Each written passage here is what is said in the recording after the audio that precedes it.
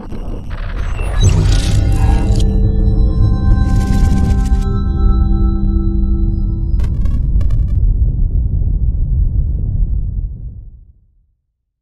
going on, ladies and gentlemen? Welcome back to the channel. I do hope you're doing well. Thank you for stopping by. First things first, if you haven't done so already, if you could subscribe to the channel, if you could also like the video. Any comments that you want to make, feel free to leave them in the comment section down below. I really would appreciate it. So I'm a bit late with this since we played on Friday and it is now Sunday. The match against Bristol City, obviously we won. Took us up to second spot, but for 24 hours. Really solid performance, I felt, overall. We were unlucky not to be completely out of sight by half-time, really. We should have probably been about 3-0 up at half-time, and that was one of the major weaknesses that's stated in terms of the game itself, was that we were poor at finishing. What I do want to point out is that I'm just looking on whoscored.com in terms of the overall, player marks out of 10, etc., so on and so forth, the usual stuff, and in terms of the ratings. So there are the top 5 players, and Leeds have got the 1, 2, 3, the top 4. So Nonto at top, Somerville just underneath, Rutter, and then Gray. And then oddly enough, Bristol City's goalkeeper Max O'Leary is in the 5th position in terms of overall best players that were on the pitch, and that should tell you something. We came up again against another keeper that was having just an absolute worldie of a game. That's probably 3 keepers in a row now that have played significantly, brilliantly against us. I think we had, 14 attempts overall, and there were, I think, 6 or 7 on target. So one of those was a goal. So he had a very good game. And you have to give Bristol City their props overall. When you look at it in the player position side of things, usually what you find is that teams against us sit really deep, but that wasn't the case with Bristol City. They actually came to play a little bit, which is, to their credit. They did have 4 in their own half, and then the remaining 6 were pretty much in our half in terms of their overall player positions and the average stats of where they were. So that was, for them, that was good. That was good to see. It meant it was a decent game to watch as well, that it wasn't just this constant having to pass backwards, side to side, to try and break a low block. So overall, in terms of strengths, Bristol City, it said they had no significant strengths. It said we were effective at creating goal-scoring opportunities through individual skill. In terms of weaknesses, poor at finishing. For us, we said that keeper had a good game, and some of the shots, I know Cree was with the one-on-one where he tried to lob the keeper. Cree 2 games ago probably buries that, but I think he just needs to get back up to speed again. Bristol City, they were poor at finishing. They were caught offside often, and they committed a high number of individual errors. Style-wise, Bristol City played with width, and they attacked down the right-hand side. We had a large quantity of possession in the opponent's half. We attacked down the left-hand side, and we dominated possession overall. So I'm pretty happy with how the game sort of played out itself and how everybody played. I think in particular, Gray had a good game. Rutter had a very good game. Rodon is just, we need to make sure that we buy Rodon. We have to buy him. He's just such a good defender, and that defence of Rodon and Ampadu is doing quite well. And then obviously with the addition of Roberts into that, Firpo having a decent game overall means we can potentially move Byron back into midfield again. He did that towards the latter stages of the game, and everybody can see his quality and see how good he is. So overall, like I said, it put us into second for 24 hours at least. Southampton won their game, so that puts them a point ahead of us in second. We're in third.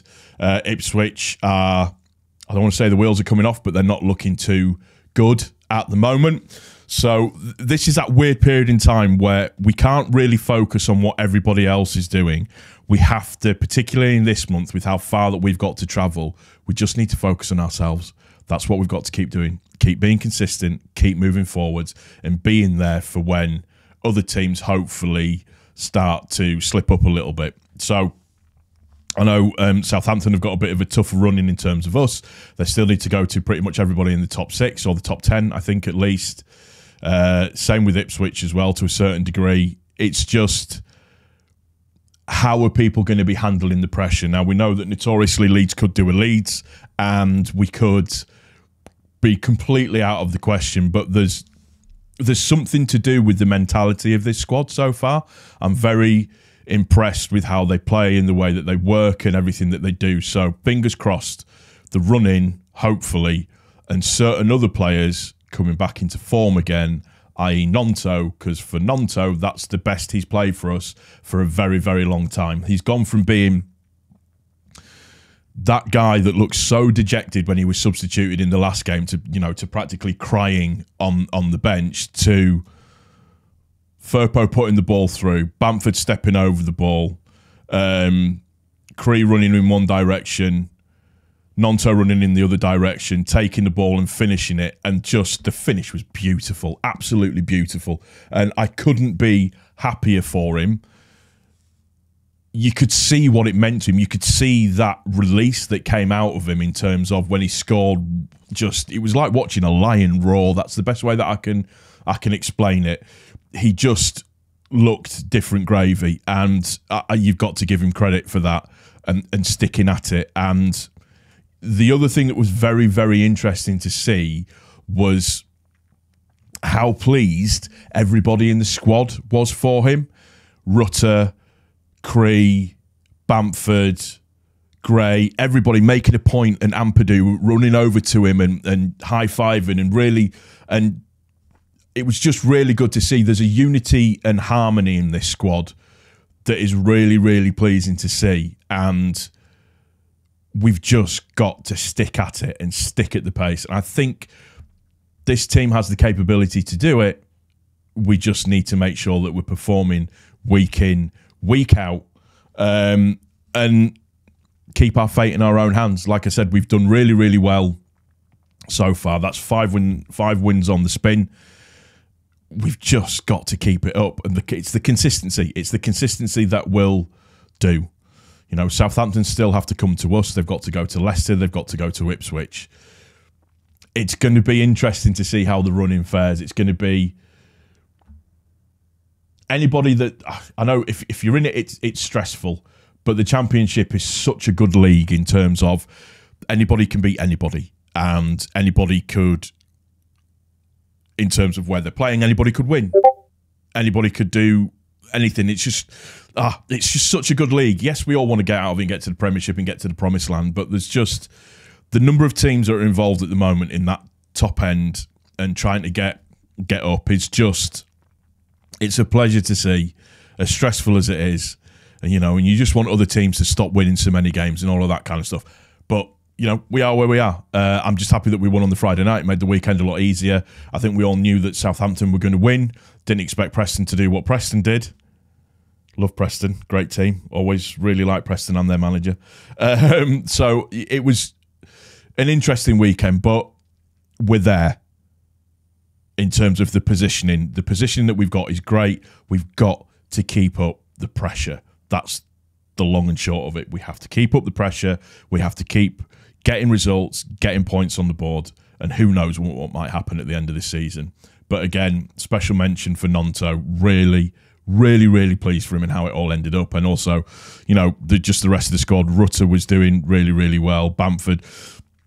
And I don't think it's mentioned enough sometimes that people, I don't think it's any coincidence in terms of the turn of form since Bamford's come back into the squad. The importance of having that number 9 who can occupy other players or the opposition players to bring other players into the game. And it might not look like he's doing much. And yes, I know he's going to get judged on scoring goals. But the stretching of the defence, the hold-up play, the movement, creating space and all of that, that's what Bamford's been doing for ages. He did it under Bielsa and he appears to be doing it again. So I'm pleased to see that. And, you know, I've said it before and I've said it till I'm blue in the face. Form is temporary, class is permanent. At this level, Bamford is a classy player. So fingers crossed that it continues. I'm positive, and like I said, I'm happy with the way that things are at the moment. So let's just go on to the next one and let's see what we can do. Like I said at the start of the video, if you've not done so already, if you could hit the subscribe button if you're new to the channel. And if you want to make any comments, put them down in the comment section down below if you can like the video, share it as well. And yeah, that's going to do it for this one. Apologies for it being a bit late. I had family stuff to do, so yeah. We'll see you on the next one. Take care.